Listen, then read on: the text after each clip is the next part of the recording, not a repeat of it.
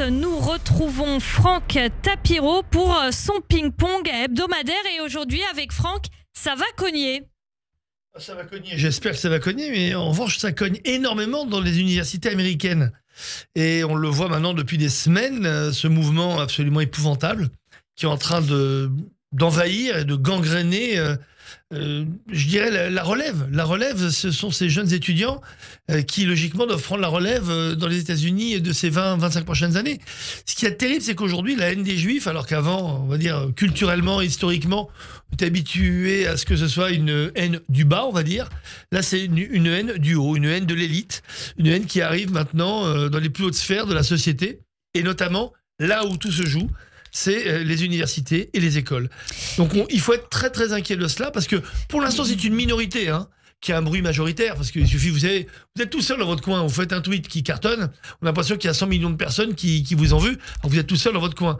Là il commence à y avoir de plus en plus d'entrisme, des gens de l'extérieur des universités, des écoles qui rentrent parce qu'ils ont un kéfier, etc., et puis que les flics n'osent pas les toucher. En revanche, le plus grave, c'est qu'on empêche non seulement les étudiants juifs de rentrer dans la fac, mais les professeurs. On le voit avec le fameux Shai qui crie depuis le début à Columbia, et pourtant ça ne provoque rien d'autre que cette indignation de la part de la communauté juive de New York. Franck Tapiro, ça inquiète jusqu'au Premier ministre israélien, même si c'est minoritaire. Comment vous expliquez que même le fait que ce soit minoritaire, que ça se passe aux États-Unis, un allié d'Israël, un pays qui n'est pas réputé, a priori, pour son antisémitisme, pourquoi, d'après vous, ça inquiète autant Binyamin Netanyahou? Parce que dans la ville qui a vu, il y a 23 ans, 2 tours tombées, envoyées par les extrémistes islamistes qui sont un peu les mêmes.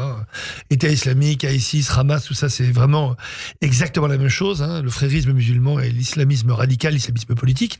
On se dit comment, en 23 ans, qu'est-ce qu'on a raté pour voir aujourd'hui des porte-paroles donc de ces pilotes qui ont envoyé 2 avions dans les 2 tours, finalement avoir un bruit majoritaire. Je dis bien un bruit majoritaire. Encore une fois, on les voit aujourd'hui rentrer, rester dans des tentes et dormir sur le parvis des facultés, des écoles et des grandes écoles. Quand on parle de Columbia, quand on parle d'Harvard, attention, on parle des plus grandes écoles au monde.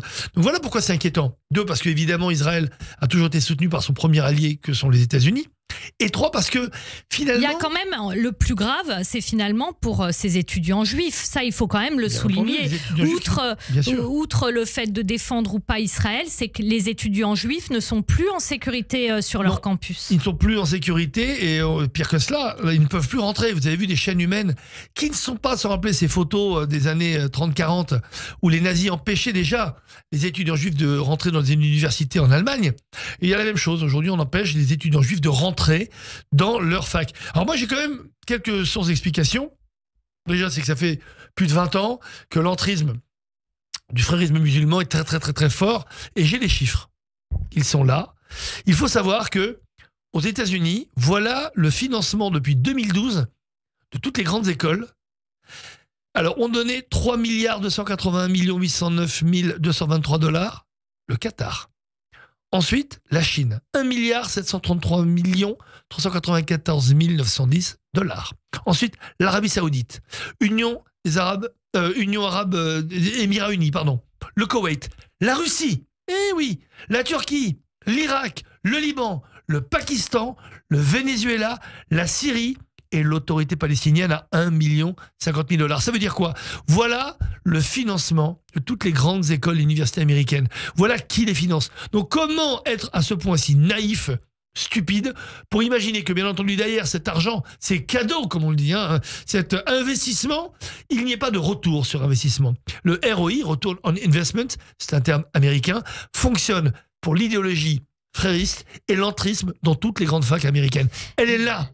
Elle est là. Là, il est question de frérisme, il est aussi question d'antisémitisme qui peut s'inscrire également dans l'histoire politique américaine. Arrêtons, vous savez, même depuis le 7 octobre, je n'arrête pas de dire, ne parlons pas d'antisémitisme, parlons de haine des juifs, parce que là on parle de sémites qui tuent d'autres sémites. Non, les sémites, ça n'existe pas, existe juste la langue sémitique. Les sémites, ça n'existe pas. Justement, c'est pour ça qu'il faut arrêter de parler d'antisémitisme. Il faut parler de haine des juifs.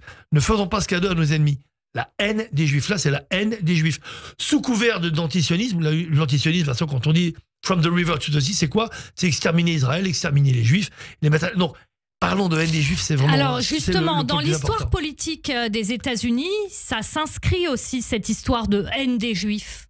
Bien sûr, ça s'inscrit. Pourquoi? Parce que n'oublions pas qu'il y a toujours eu, d'ailleurs dans la lutte commune des causes entre la lutte des Noirs américains avec Martin Luther King et qui était soutenu par ses amis juifs, qui étaient des amis pro-israéliens sionistes, parce que lui disait on ne peut pas être antisioniste et ne pas être antisémite. Lui-même le disait, Martin Luther King. Donc comment ces deux causes qui étaient totalement liées, parce que pour les droits des Américains en 65, c'était ma date de naissance, 7 octobre 65, ça ne s'invente pas. N'oublions pas que s'il n'y avait pas eu tous les activistes juifs, peut-être que ça n'aurait pas fonctionné aussi bien. Donc comment ces deux communautés qui étaient tellement proches ont pu aujourd'hui se retrouver disloquées? Parce que quand on voit les Black Lives Matter aujourd'hui, sont parmi les premiers à revendiquer cette guerre contre les Juifs, cette haine d'Israël, cette haine du sionisme. Donc on se dit qu'on a raté quelque chose. Encore une fois, il y a ce que j'appelle une implosion culturelle aux États-Unis qui fait qu'aujourd'hui, le juif est l'addition de toutes les haines. En gros, on arrive à fédérer des gens qui se détestent. Alors, ils arrivent bien entre sunnites et chiites, hein, du moment que l'ennemi, c'est le juif. Et ça, c'est nouveau. Moi, j'avais même fait des t-shirts à l'époque avec marqué Jew York, pour dire à quel point New York était la première ville juive au monde. C'est la première ville juive au monde, et effectivement. la première ville où les juifs aujourd'hui tremblent. Parce que même à Brooklyn, les gens restent chez eux, ils ont peur. Regardez, demandez. Il y a des attaques antisémites régulièrement à New York. Merci beaucoup, Franck Tapiro. On vous retrouvera bien sûr la semaine prochaine sur Radio J. Bonne fin de journée à vous. Bonjour les auditeurs, à bientôt.